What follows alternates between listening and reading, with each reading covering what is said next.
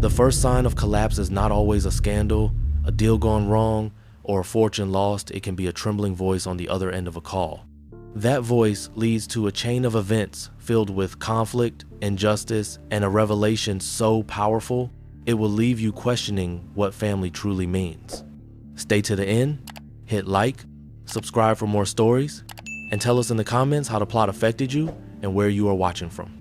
Thomas Whitmore, a powerful white billionaire, had built his reputation on control, dominance, and the kind of certainty only vast wealth can purchase. Yet on that evening in Manhattan's tallest glass tower, he was reminded that no empire can protect a father's heart when true fear arrives. The boardroom gleamed with polished wood and shining steel, every eye on him as he delivered projections, his voice calm, his suit immaculate, and his demeanor untouchable. For decades he had cultivated this image of command, but all of it unraveled when his phone lit up with a blocked number. He never answered unknown calls, dismissing them as nuisances, yet a strange tug in his chest forced his hand. He raised the phone to his ear, ignoring the puzzled glances from his colleagues. What he heard froze the very air in his lungs. "Hello? Is this Mr. Whitmore?" The voice was young, shaking, and nearly drowned by sirens and traffic. For a fleeting second, he thought someone was mocking him, but something about the sincerity in that tone gripped him. "Speaking," he replied curtly. "Who is this?" The pause was heavy. Then the child's voice broke through, raw with panic. "I'm sorry to call, but your daughter is lying on the sidewalk. She's bleeding bad. She's not waking up." Thomas felt his chest cave inward. It wasn't metaphorical. His body seized, his knees threatened to buckle, and his vision tunneled. He shoved his chair backward so hard it screeched across the floor and slammed into the glass wall behind him. Executives gasped. His assistant's tablet clattered to the floor, but none of it registered. He gripped the phone with white knuckles, forcing words past a dry throat. "What did you say?" The boy's voice came again, softer now but firm. "She was attacked by some older kids. They ran away. She hit her head on the curb. She's not opening her eyes." The call didn't just pierce Thomas's armor, it shattered it completely. The man who had stared down rival CEOs, hostile takeovers, and global crises now trembled like a leaf. His hand dropped the phone onto the glossy table as if it had burned him, and without another word, he bolted for the door. "Sir, the meeting," his assistant called, but the plea died in the air. He jabbed the elevator button, his reflection staring back at him in the steel doors, pale and twisted with fear. Moments later, he was sprinting across the rooftop toward his private helicopter. The pilot blinked at his disheveled appearance, but Thomas's voice sliced through the roar of the blades. "South Bronx, 146th and Willis, near the basketball court now." The machine lifted into the twilight, blades thundering as the city shrank below. For the first time in years, Thomas couldn't breathe. His mind spiraled through every memory of Claire, from her first steps across their marble foyer to her quiet, distant teenage goodbyes. He remembered her birthday weeks earlier when he had arrived late, carrying an expensive bracelet but no presents, no warmth. He had thought gifts could replace time, but now the thought of that empty chair at her party tore at him. He muttered under his breath like a prayer he hadn't spoken since boyhood, "Please let her be alive." 9 minutes stretched into an eternity. When the helicopter descended toward the park, flashing blue and red lights flickered across cracked asphalt. The rotors hadn't even stilled before Thomas leapt out, running full stride down the street in a tailored suit no longer suited for the man he had become. He shoved through the crowd, his voice raw. "Claire, where is she?" Paramedics knelt beside a small figure sprawled among the leaves. Her blonde hair was soaked with blood, her pale face slack, her chest rising shallowly. Thomas stumbled forward, falling to his knees beside her. "Claire, it's Dad. I'm here. Stay with me." A medic pressed against his chest, urging him back. "Sir, we need space. She's got a pulse, but we have to move fast." Thomas's hands trembled violently as he withdrew, watching as they loaded her onto a stretcher. The sight hollowed him out. He had thought himself a man of iron, but at that moment he was fragile as glass. And then he saw him the caller. Just beyond the ambulance stood a boy, no more than 10, skinny, black, his hoodie torn at the seam, shoes worn to threads. His cracked phone hung limply in his hand, his eyes wide, reflecting not fear for himself, but concern for a stranger. He shivered against the cold, yet refused to leave. Thomas staggered toward him, voice hoarse. You called me?" The boy nodded once, small shoulders hunched. "Yes, sir. She fell hard." Thomas Whitmore stood frozen as the ambulance pulled away with his daughter inside, its sirens wailing into the Bronx night, carrying not just Claire's fragile body, but every ounce of certainty he had ever clung to. He had lived his life believing that power and wealth meant control, but standing on that cracked pavement, he realized he had none. The boy's cracked phone still lingered in his mind, the tremble in his voice echoing with every heartbeat. Thomas turned, climbed back into his helicopter, and barked at the pilot to follow the ambulance to the nearest trauma hospital. His hands shook as he gripped the leather seat, and for the first time in years he prayed, not to numbers or deals, but to a God he hadn't spoken to since childhood. As the city blurred beneath them, guilt clawed at him. He had spent so many years away from Claire, hiding behind excuses of board meetings, acquisitions, and responsibilities, while his daughter grew up in shadows. Now she lay between life and death, and he realized he barely knew the sound of her laugh anymore. The helicopter touched down at St. Mary's Trauma Center, where red lights painted the asphalt. Thomas pushed past nurses and orderlies, demanding answers, his voice more desperate than commanding. When he reached the emergency ward, he glimpsed her pale body being wheeled through swinging doors. "I'm her father," he shouted. But a doctor raised a hand, firm yet sympathetic. "We'll do everything we can, sir. You need to wait outside." Thomas staggered back, slumping into a plastic chair, his $1,000 suit soaked with sweat. For once in his life, he had no control over the outcome. His head sank into his hands, and memories assaulted him. Claire as a child tugging at his sleeve, begging him to come to her recital. Claire as a teenager asking why he always left before breakfast. Claire whispering, "Bye, Dad," like a stranger in his own home. His chest tightened with the realization that if she died, she would leave this world never truly knowing how deeply he loved her. The waiting room buzzed with the noise of televisions and murmurs of other families, but Thomas heard none of it. His eyes kept drifting to the sliding doors until he noticed movement in the corner. The boy was there, the one who had called him, sitting quietly, his hoodie too thin for the hospital's air conditioning, his sneakers torn at the toes. He had followed the ambulance on foot and somehow slipped inside unnoticed. Thomas rose, his steps slow and uneven, until he stood over him. "You stayed again," he murmured, his voice cracking. The boy looked up with wide, serious eyes and nodded. "I wanted to know if she'll be okay." Thomas's throat tightened. He lowered himself onto the chair beside him, staring at the child who had done what he could not.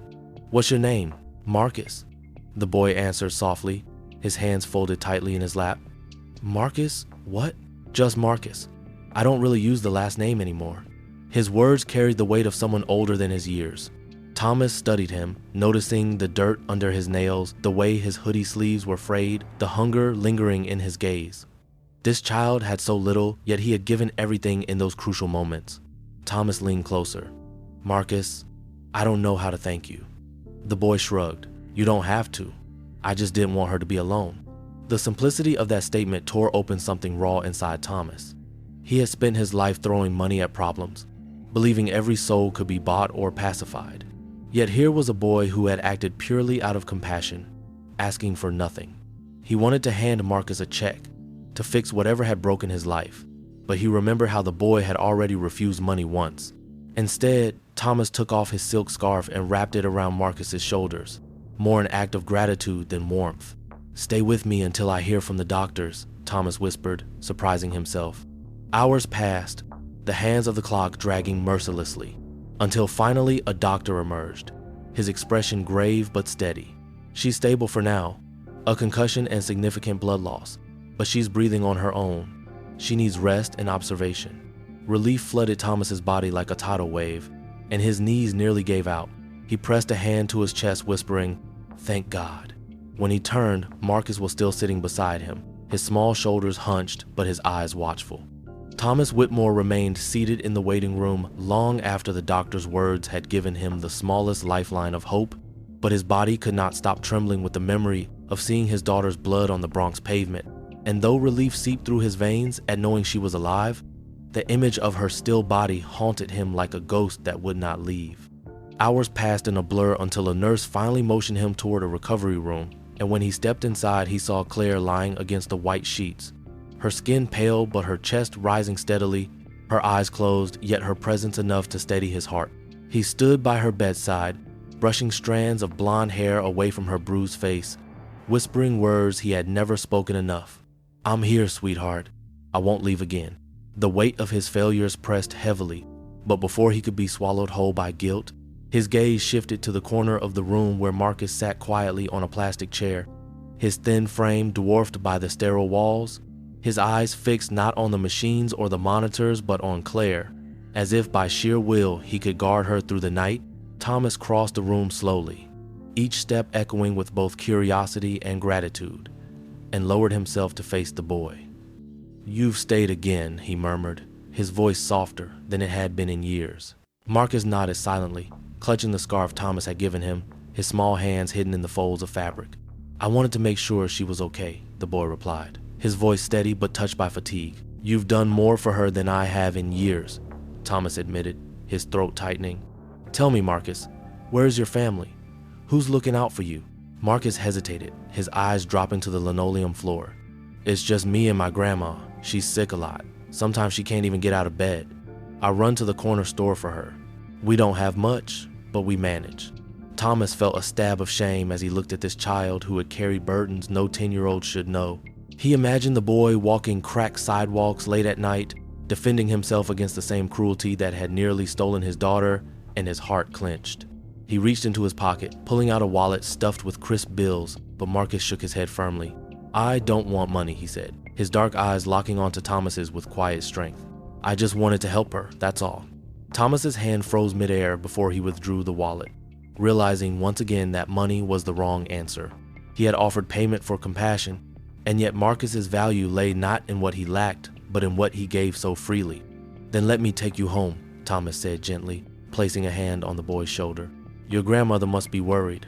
Marcus gave a small nod, and together they left the hospital, the night air cool against their skin as the city hummed around them. The limousine waiting outside looked absurdly out of place against the cracked sidewalks of the Bronx, but Thomas waved Marcus inside, insisting. As they drove deeper into the neighborhood, Thomas's eyes widened at the sight of decaying buildings, broken streetlights, and children half Marcus's age wandering aimlessly in the shadows. He felt the walls of his privileged world cracking, exposing him to realities he had ignored. When they arrived at Marcus's apartment, Thomas followed him up creaking stairs that smelled of damp and mildew until they reached a dimly lit unit on the 4th floor. Inside, he found a frail woman lying on a worn couch, coughing softly, her hands trembling as she tried to rise. "Grandma, it's okay," Marcus whispered, rushing to her side. "This is Mr. Whitmore. He's the one whose daughter I helped." The old woman looked at Thomas with tired eyes, suspicion mingling with gratitude. "You're welcome here, sir, but we have nothing to offer." Thomas shook his head, his voice thick. "It's I who should be grateful. Your grandson saved my daughter's life." The woman's gaze softened as she reached for Marcus's hand. He's always been that way. Even with nothing, he gives everything. Thomas stood in that shabby apartment, his tailored suit stark against peeling wallpaper, and realized that compassion did not spring from privilege, but from resilience. He watched Marcus tuck a blanket around his grandmother, whispering promises that he would take care of her, and something inside Thomas shifted. He saw the boy not as a stranger, but as a mirror to everything he had failed to be for his own child. When they said goodnight, Thomas lingered at the door. "Marcus, I'll be back tomorrow," he promised, his voice steady with new conviction. "You don't have to do this alone anymore." Marcus tilted his head, eyes narrowing with cautious hope. "Why? You don't even know me?" Thomas crouched so they were eye level, his voice barely above a whisper. "Because you've already shown me more kindness than most men I've known my entire life." Thomas felt a surge of gratitude, but also confusion at the boy's selflessness.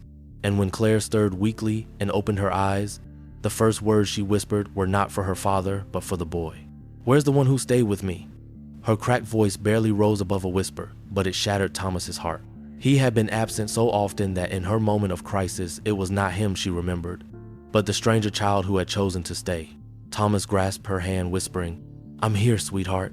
But when she turned her tired eyes toward Marcus and managed the faintest smile, he knew he was indebted to the boy in a way words could never capture. Later that day, Thomas asked Marcus to walk with him down the hall, away from Claire's room, and when they stopped beside a vending machine, Thomas reached into his jacket and pulled out a thick envelope stuffed with cash. He extended it to the boy, his voice low but sincere. "Marcus, you deserve this and more. You saved my daughter's life. Take it, please. Use it for your grandmother, for food, for clothes, for whatever you need." Marcus froze, staring at the envelope as if it were a trap. He shook his head slowly, his eyes dark but steady. "No, sir.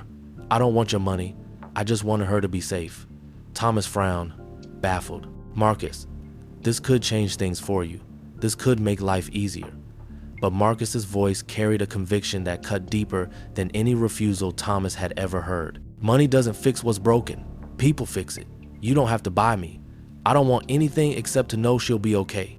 Thomas felt the words slam into him like a blow. All his life, he had solved problems with transactions, sealing everything with numbers on paper. But here was a child telling him that the currency of compassion could not be bought. His hand faltered and he lowered the envelope, humbled and ashamed. "You're right," he admitted, his voice cracking. "I've spent too long thinking everything has a price. But you, Marcus, you can't be bought, and I thank God for that." Marcus's lips pressed into a thin line, but his eyes softened slightly. "You don't have to thank me. Just be there for her. That's all she needs." The words, spoken with the simplicity of a child, struck Thomas harder than any lecture. He nodded solemnly, folding the envelope back into his pocket, realizing for the first time in years that true loyalty and care could never be measured in dollars. That evening, as the sun dipped below the skyline, Thomas asked his driver to take them back to Marcus's building so he could deliver groceries and medicine for the grandmother. He carried the bags himself, ignoring the stares from neighbors who recognized him from magazine covers, his expensive suit alien against the graffiti-stained walls. When he placed the food on the worn kitchen table, Marcus's grandmother clasped his hand with tears in her eyes. "We've been invisible to men like you all our lives," she said softly. "But my grandson, he is not invisible. Don't let the world take that away from him." Her words seared into his heart as he nodded, swallowing hard. "I won't," he promised, though he wasn't sure how he could keep such a vow. As he left that night, Marcus walked him to the door, the boy's small hand clutching the scarf still wrapped around his shoulders. Thomas Whitmore sat in the back of his limousine the following morning, the weight of Marcus's refusal still pressing heavily on his mind as the car carried him back towards Street Mary's Trauma Center. And though the city bustled outside with its usual rhythm, his focus remained fixed on the boy who had shown him a mirror of truth that no one in his wealthy circle had dared to hold up. When he entered Claire's room, she was awake, her face bruised but her eyes clearer, and her fragile smile broke his heart. She squeezed his hand faintly and whispered, "Dad, the boy stayed with me, didn't he?" He nodded, glancing toward the corner where Marcus sat quietly once again, hoodie drawn up, small frame almost disappearing against the sterile walls. "Yes, sweetheart," Thomas whispered, his throat thick. "He stayed when no one else did." Claire turned her gaze toward Marcus, her lips curving into a faint but genuine smile, and Thomas saw the spark of gratitude in her eyes. He realized with sudden clarity that his daughter, who had always seemed so distant from him, had found comfort in Marcus's presence, and it was that realization that stirred something deep within him. Later that afternoon, after doctors confirmed Claire's condition was improving, Thomas asked Marcus to step outside with him. They walked slowly through the hospital courtyard where autumn leaves swirled around their feet, and Thomas tried to frame the words that had been building since the night of the call. "Marcus," he began carefully, "I owe you more than I can ever repay. You didn't just save Claire's life. You showed me what it means to stay, to be there when it matters. I haven't been that for her, and I can't undo the years I lost. But I can promise you this, I won't disappear again." Marcus glanced up at him, his young eyes wary but curious. "She needs you, not me." Thomas shook his head slowly. "She needs both of us. You were there when I wasn't, and she remembers that. Don't think for a moment that it doesn't matter." Marcus shrugged, his hand stuffed into his hoodie pocket, but the faintest glimmer of pride shone in his expression. Thomas continued, his voice low. "I want to help you too, Marcus. Not with money, I know you don't want that, but with presence, with support, with the kind of care you've been giving my daughter without even knowing me." Marcus studied him for a long moment before answering softly, "I don't trust promises. People make them and then they leave." The words cut deeply, and Thomas felt the truth behind them like a blade. He crouched so they were eye level, his tone unwavering. "Then don't trust my words, watch my actions. Let me show you I mean it." Marcus didn't respond, but his silence was not rejection. It was the silence of a boy who had learned too soon to guard his heart. That evening, Thomas offered to drive Marcus home again, and though Marcus hesitated, he agreed. When they entered the small apartment, Thomas carried groceries and medicine, while Marcus went straight to his grandmother, adjusting her blanket and whispering softly. Thomas watched as the boy, barely a child himself, moved with the care of someone far older. He saw how Marcus leaned down to brush a kiss against her forehead, how he smoothed her hair with steady hands, and Thomas's chest tightened with both admiration and sorrow. He thought of Claire, who had grown up in a mansion with staff and tutors, but without the daily presence of her father, and he realized the cruel irony. Marcus, with nothing, had given more love than Thomas had ever managed to give with everything. Before leaving, Thomas knelt beside Marcus's grandmother and spoke quietly. "Your grandson is extraordinary. I'll do whatever I can to help you both." The old woman looked at him with tired eyes and murmured, "Then don't take him from me. Promise me that." Thomas swallowed hard, nodding. "I won't. I only want to make sure he has the future he deserves." As he walked Marcus back to the car, the boy asked cautiously, "Why do you keep coming back?" Thomas paused, placing a hand gently on his shoulder. "Because you matter, Marcus, more than you know. And because when my daughter opens her eyes, the first person she asks for is you. That means something to me. It means you're already part of our story." Marcus turned away, but Thomas saw the way his lips pressed together, fighting back emotions he was too young to name. That night, Thomas sat by Claire's bedside once more, her hand resting in his, her breath steady.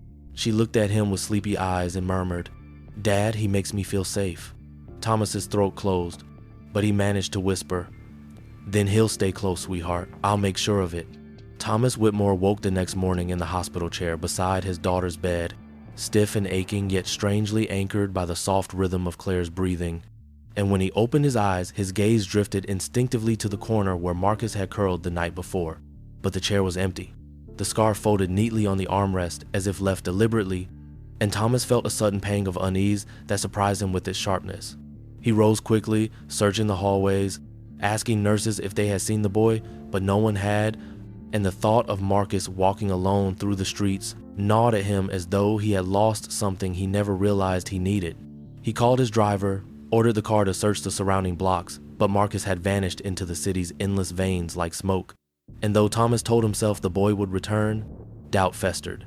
Hours passed before Claire stirred awake, her eyes clearer than they had been in days, and when she whispered, "Dad, where's Marcus?" the guilt in Thomas's chest expanded. He brushed her hair back, forcing a calm tone. "He'll be back soon, sweetheart." But deep down, he was not certain, and that uncertainty unsettled him more than boardroom battles ever had.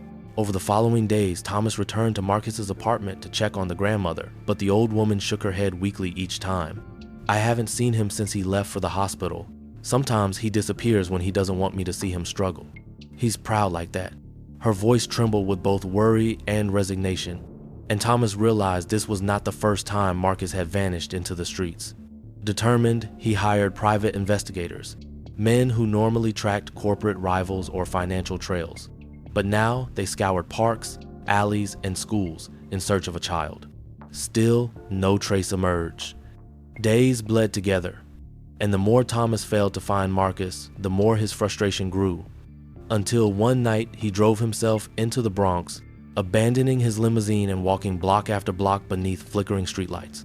He questioned shopkeepers, youths leaning against brick walls, even an elderly pastor who locked the church doors late in the evening, but all gave the same answer. No one had seen Marcus. Returning to the hospital exhausted, he collapsed beside Claire's bed, only for her to reach for his hand with surprising strength.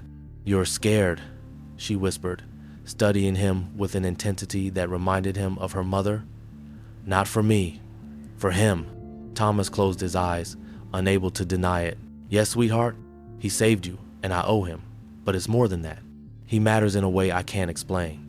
She gave a faint smile. "Maybe you don't need to explain it. Maybe you just have to find him." Her words pierced through his despair, and the next morning he redoubled his efforts, this time walking with police officers who owed him favors. They checked shelters, food pantries, even the subway tunnels where runaway children sometimes hid, but Marcus remained a ghost.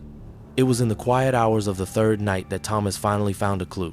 As he sat in his car outside the apartment, sipping bitter coffee, he noticed a neighbor dragging trash bags to the curb. The man, thin and worn, leaned into the window when Thomas called him over. "Marcus? The kid?" the neighbor repeated, scratching his chin. Yeah, I seen him 2 nights ago near the old stairwell by Willis Avenue. Looked cold. He didn't say much.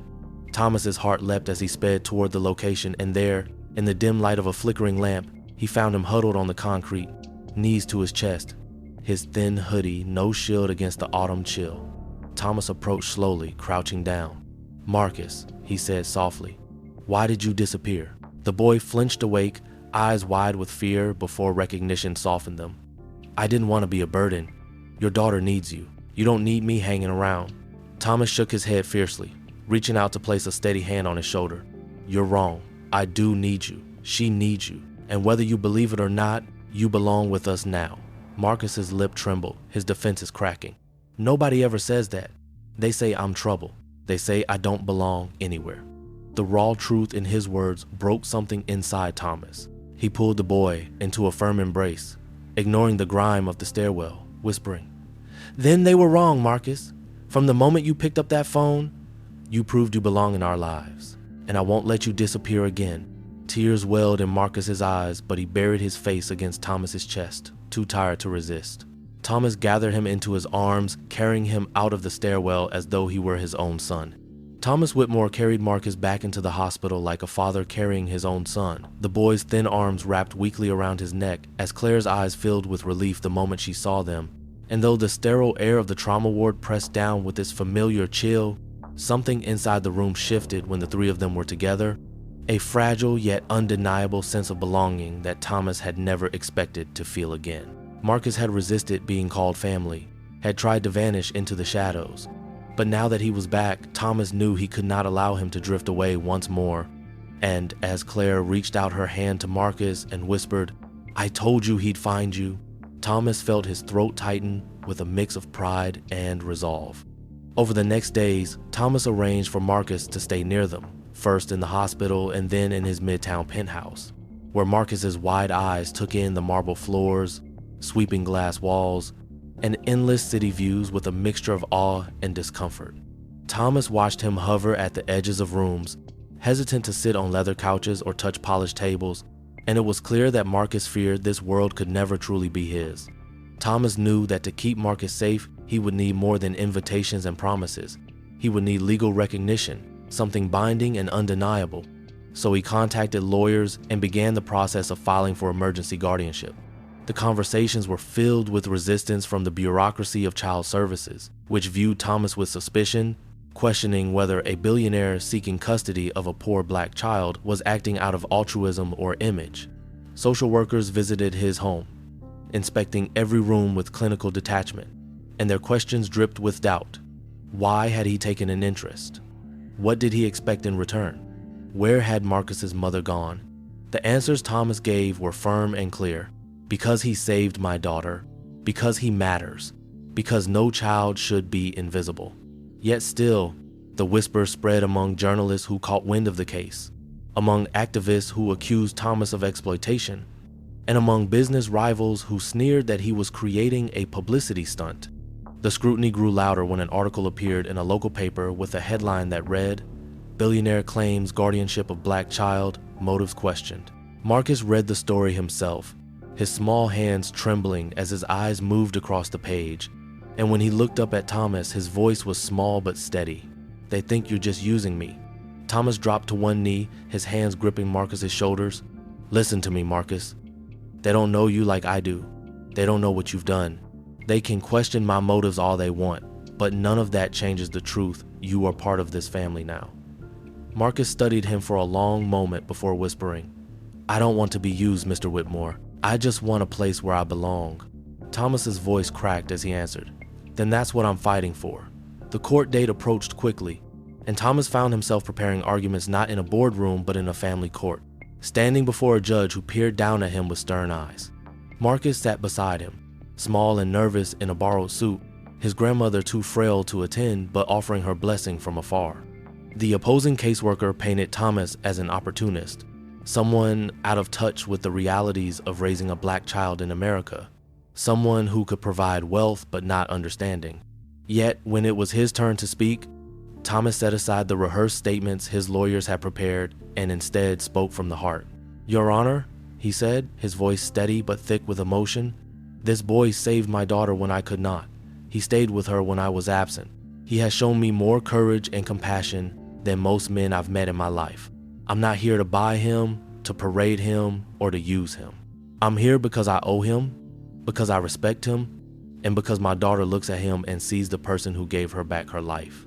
Marcus deserves a safe home, and I want to give him that, not because I pity him, but because I admire him." The courtroom fell silent as Marcus gripped Thomas's hand, and for the first time since the proceedings began, the boy's eyes glistened with unspoken hope. The judge leaned back, considering, and though the decision would take weeks to finalize, he granted Thomas temporary guardianship, allowing Marcus to remain under his care. When the gavel struck, Thomas felt something deeper than victory. It was the beginning of redemption. Back at the penthouse, Marcus moved slowly through the halls, his steps tentative, but when Claire greeted him with a hug and whispered, "See, I told you," he smiled, a small but genuine curve of his lips that told Thomas the fight had been worth it. That night, as the city lights spread endlessly beneath them, Thomas tucked Claire into bed and found Marcus sitting quietly by the window, staring at the skyline. He joined him, resting a hand on his shoulder. "This isn't charity, Marcus. This is family." The news of the court's decision granting Thomas Whitmore temporary guardianship over Marcus spread faster than wildfire across New York, and by the time the pair returned to the penthouse that evening, reporters had already gathered outside the building, their cameras flashing and microphones thrust forward as if the boy himself were a commodity to be displayed. The headlines ran overnight, each one harsher than the last. "Billionaire takes in Black boy, publicity move or censor, and power and privilege. Is this another act of savior complex?" The following morning, when Thomas sat with Claire and Marcus at breakfast, the television in the corner played clips of pundits debating his motives, some praising his generosity, but most suggesting that this was nothing more than image control after years of neglecting his daughter. Claire bristled at the commentary and reached for Marcus's hand, her young voice defiant. "They don't know you. They don't know what you did for me." Marcus shrugged with a hollow look in his eyes, though his grip on her hand tightened, and Thomas felt his stomach knot as he realized the media storm was not just about him, but about Marcus being pulled into a spotlight he had never asked for. Within days, bloggers began digging into Marcus's past, unearthing rumors about his absent mother, and publishing half-truths about arrests in the neighborhood, painting him as a troubled child who could never belong in a billionaire's world. Thomas responded with statements through his lawyers, insisting Marcus was family, but the louder he defended the boy, the louder the backlash grew, and whispers of exploitation clung to every article. Strangers on the street began to point, some muttering praise, but others sneering cruelly, and Marcus absorbed each word silently, his young shoulders bowing under the invisible weight of prejudice that no child should carry. One evening, as Thomas returned from a meeting, he found Marcus on the penthouse balcony, staring at the skyline with wet eyes, his voice breaking as he asked, "Do they think I'm just your project? Do they think I'm something you bought to make yourself look good?" The pain in his tone cut Thomas to his core, and he stepped forward quickly, kneeling beside him. "Marcus, listen to me. They don't know who you are, they don't know your heart, but I do, and Claire does. You are not a project. You are not a symbol. You are Marcus, the boy who saved my daughter and reminded me what it means to be a father." Marcus wiped at his face but shook his head. "Words don't stop the names they call me. They say I don't belong here. They say people like me don't belong anywhere but the streets." Thomas gripped his shoulders firmly. "Then let's prove them wrong. Not by hiding, but by showing them who you really are. Not their version of you, but your truth." Days later, the opportunity came unexpectedly when a journalist approached Thomas for a televised interview, hoping to expose him as an opportunist. At first, Thomas refused, wary of dragging Marcus further into the storm. But it was Marcus himself who spoke up. "Let me talk. Let me tell them what happened that night." Thomas hesitated, torn between protecting him and respecting his courage, but finally he agreed, and when the cameras rolled, Marcus sat upright, his small frame wrapped in the scarf Thomas had given him, his voice trembling at first but growing steadier as he recounted the night he found Claire bleeding on the sidewalk. He described how he had stayed by her side, how he had called for help, how he had refused to leave even when he was afraid. Then, with a clarity that silenced the room, he spoke of his mother, insisting she had been more than the rumors, insisting she had loved him fiercely despite her struggles, insisting that no one had the right to define her or him by gossip. "I didn't stay with Claire because I wanted money or thanks," Marcus said firmly, his dark eyes shining under the lights. "I stayed because no one should be alone when they're hurt. That's what my mom taught me. And if people think that makes me less, then they don't know me at all." The broadcast went viral within hours, not because of Thomas, but because of Marcus's raw honesty, and for the first time, the tide began to shift. Messages poured in from strangers who called him brave, from teachers who wanted him to speak at their schools, from community leaders who saw in him a reflection of resilience. Yet, even with support growing, the backlash did not vanish. Protesters gathered outside the courthouse at the next hearing, some demanding Marcus be returned to the system, others accusing Thomas of playing the hero at Marcus's expense. Thomas stood firm, his hand resting protectively on Marcus's shoulder as they walked through the crowd, ignoring the shouted insults that mingled with praise. Inside, however, he wrestled with doubt. Was he strong enough to shield Marcus from a world so eager to tear him down? One night, after the storm of voices outside grew particularly vicious, Marcus approached Thomas quietly, his face pale but his voice steady. "I don't care if they hate me. I just don't want them to hate you because of me." Thomas felt his chest tighten as he pulled the boy close, whispering fiercely, "Marcus, don't you ever think you are the reason for their hate. Their hate was here long before you. But you are the reason my daughter still breathes. You are the reason I'm trying to be better. You are not the cause of shame. You are the source of hope." Claire, listening from the doorway, walked in and hugged Marcus tightly. "They can say what they want. You're my family." The weeks following Marcus's televised interview were filled with turbulence as the world decided whether to see him as a child of courage or as a pawn in the hands of a billionaire. And though some voices praised his honesty and strength, others dug their claws in deeper, insisting that Thomas Whitmore was manipulating a vulnerable boy for redemption he did not deserve. And the storm reached a breaking point when anonymous threats arrived at the penthouse. Vile messages scrawled with racial slurs warning that Marcus would never be accepted in a world built for people like Claire. Thomas seethed with rage at the cruelty, his fists clenched until his knuckles turned white, and for the first time since the night of the call, he found himself on the brink of violence. Yet when he looked at Marcus, who sat silent and pale, clutching the scarf like a shield, he knew that anger alone could not protect him. He needed to fight differently, with truth, with exposure, with the same courage Marcus had shown on live television. He arranged a press conference, not in the gleaming halls of his company, but in the gymnasium of Claire's public school, insisting that if the world wished to judge them, it would be on grounds that represented the children whose voices were too often drowned out. The day of the conference, cameras packed the gym, their lenses hungry for spectacle, while reporters whispered predictions that Thomas would fold under pressure. But when he stepped onto the stage with Claire at his side, and Marcus standing tall despite trembling hands, the room fell silent. Thomas spoke first, his voice stripped of the rehearsed cadence of a CEO and filled instead with raw truth. "You've accused me of many things: publicity, savior, complex, manipulation. Perhaps I deserve your doubt, because I have lived much of my life blind to the struggles outside my world of wealth. But Marcus is not a project. He is not a symbol. He is a child who saved my daughter when I could not. A child who showed me what it means to be present when it matters. A child who deserves more than the scorn and prejudice you've hurled at him. If you want to question me, do so. But stop tearing apart a boy who has already carried burdens most adults could not." His words resonated through the room, but it was Marcus who followed, stepping toward the microphone with a quiet strength that belied his years. "I don't want to be on TV, he began softly, his voice steadying with every syllable. "I don't want to be famous. I just want a family. I want to go to school without people whispering that I don't belong. I want to take care of my grandma without worrying if we'll have food. I want to live without people deciding who I am before they even talk to me." That night, when I called Mr. Whitmore, I didn't think about money or headlines. I thought about a girl lying on the ground who needed someone, and I stayed because no one deserved to be left alone. The crowd, restless at first, quieted completely as his words cut through the noise. Even the reporters who had sharpened their questions lowered their pens, and the live broadcast carried his plea into households across the country. The following day, editorials shifted, some acknowledging their own prejudice, others applauding Marcus's courage, and for the first time, the narrative began to bend. Yet the reckoning was not only public, but personal.